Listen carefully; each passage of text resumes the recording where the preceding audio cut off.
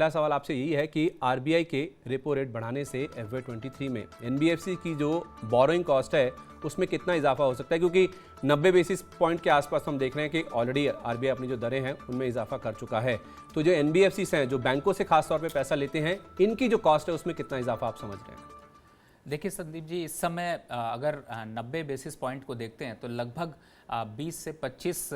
Basis point की borrowing cost बढ़ती है। चूँकि सरकार इस बार जो टारगेट रख रही है या आरबीआई इस बार जो टारगेट रख रही है वो 6% तक इंटरेस्ट रेट को इंक्रीज़ कर सकती है। तो बोरोइंग कॉस्ट लगभग 1% टोटल यहाँ पर बढ़ती हुई नज़र आएगी। तो ये एनबीएफसीज़ के लिए काफ़ी चिंता का विषय हो सकता है, क्योंकि एनबीएफसी सेक्टर को अगर जितना बोरोइंग कॉस्ट बढ़ती है उतना उनके जो है वो मार्जिन पे और उनके प्रॉफिटेबिलिटी पे असर पड़ता है। तो मुझे लगता है कि अभी का जो सिनेरियो बन रहा है उसके बेसिस पे अगर समझते हैं तो जैसे ही नेक्स्ट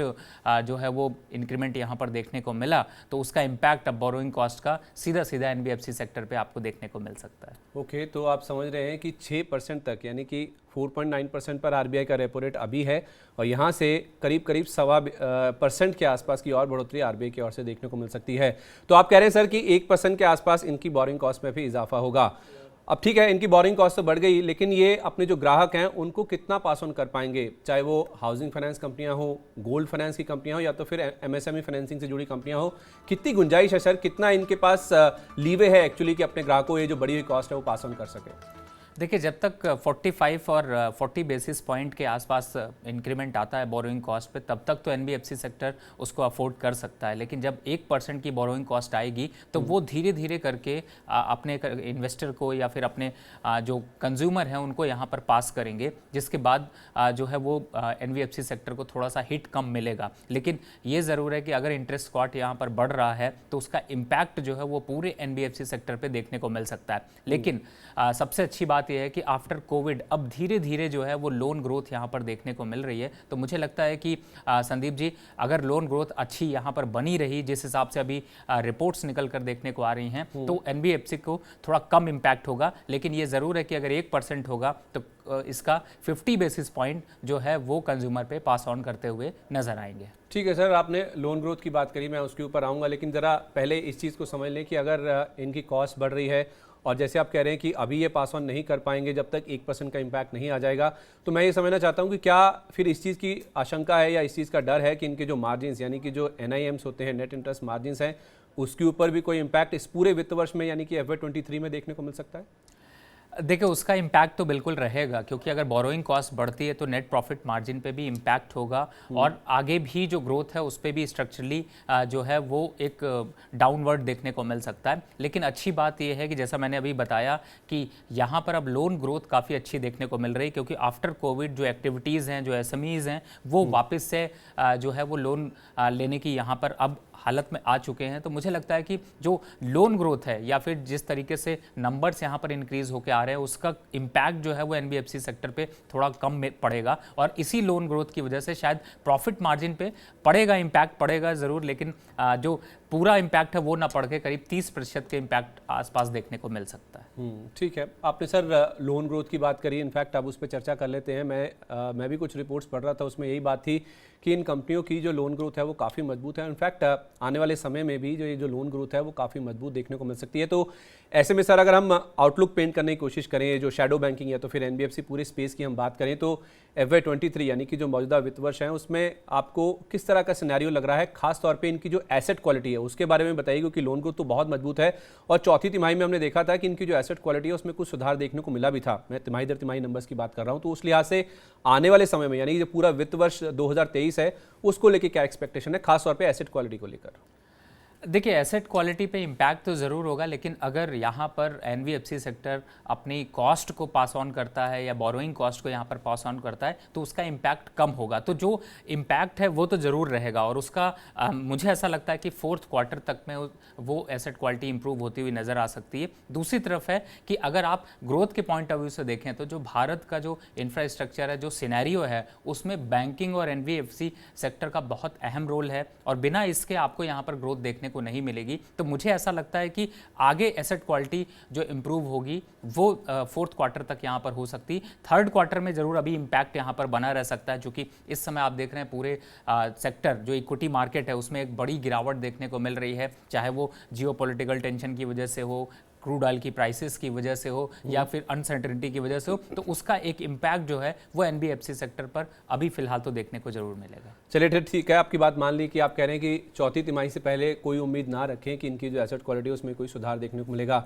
लेकिन सर पिछले जो 2 साल हैं वो पूरे एनबीएफसी स्पेस के लिए काफ़ी खराब थे। इनफैक्ट हमने देखा ना केवल एनबीएफसी बल्कि बैंकों ने भी अपनी जो प्रोविजनिंग है, जो लोन दिए होते हैं उसके सामने वो प्रोविजनिंग में काफ़ी ज़्यादा इजाफा किया था। तो अभी मैं एक रिपोर्ट पढ़ रहा था, उसके मुताबिक इनका जो टोटल एसेट बेस है उसके मुताबिक आधा से लेके 2 या 2.5% तक इनके पास गुंजाइश है कि अपनी जो प्रोविजनिंग है उसमें कमी कर सकते हैं। तो भले ही इनकी जो एसेट क्वालिटी उसमें सुधार नहीं भी होता है, तो ये प्रोविजनिंग को कम करके अपनी जो प्रॉफिटेबिलिटी है उसे कहीं ना कहीं मेंटेन कर सकते हैं, ऐसा ज़्यादातर एक्सपर्ट्स मान रहे हैं। आपकी क्या राय है सर? आप इस बात से इत्तेफाक रख रहे हैं कि किसी तरह ये अपनी प्रॉफिटेबिलिटी को मैनेज कर लेंगे FY23 में? देखिए, यहाँ पर प्रोविजनिंग से पहले ये समझने की ज़रूरत है कि लगभग 15 लाख करोड़ का डेट था 31 मार्च तक, और आगे जो है वो 3 लाख करोड़ तक इंक्रीमेंटल हो सकता है, यानी कि लगभग 18 लाख करोड़ के करीब का होगा। लेकिन अगर यहाँ पर ये टोटल कॉस्ट इम्पैक्ट करती है या फिर थोड़ी और बढ़ती है तो उसका इम्पैक्ट जो है वो एनबीएफसी सेक्टर पर ज़्यादा देखने को मिलेगा। तो मुझे लगता है कि अगर ये नंबर यही बने रहते हैं तो वापस से एक रीग्रोथ आपको देखने को मिल सकती है, और अगर ये नंबर्स बढ़कर आते हैं 18 से 20 लाख के आसपास तक अगर पहुँचता है तो उसका इम्पैक्ट जो है वो आने वाले फ्यूचर में ज़्यादा देखने को मिलेगा। तो अभी फिलहाल तो नंबर्स को ही यहाँ पर देखना चाहिए। जहाँ तक बात रही प्रोविजनिंग की, देखिए प्रोविजनिंग का फ़ायदा सिंपल इतना होता है कि कम से कम जो कॉस्ट है उसको आप इस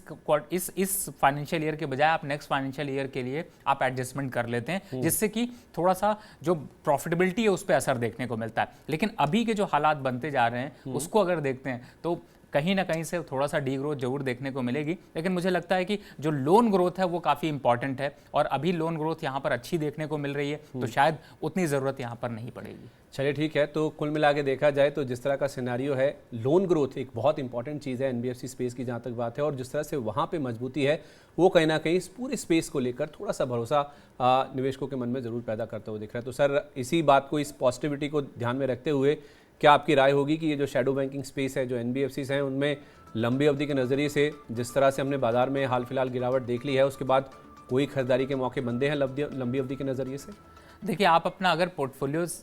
बना रहे हैं और ख़ास तौर से जो मनी 9 को फॉलो करते हैं वो इस बात को ज़रूर ध्यान रखते हैं, और मैं कोशिश भी यही करता हूं कि आपको इस तरीके का पोर्टफोलियो बनाएं जिससे कि आपकी प्रॉफिटेबिलिटी बढ़ सके। तो बिना एनबीएफसी और बैंकिंग सेक्टर को कंसीडर किया आपका पोर्टफोलियो बन नहीं सकता। और इस समय मैं 3 स्टॉक्स की यहाँ पर चर्चा करूँगा। पहला स्टॉक है मुथूट फाइनेंस, दूसरा है L&T फाइनेंस, और तीसरा जो दिग्गज है जिसे आप देखते हैं बजाज फाइनेंस। ये तीनों आपके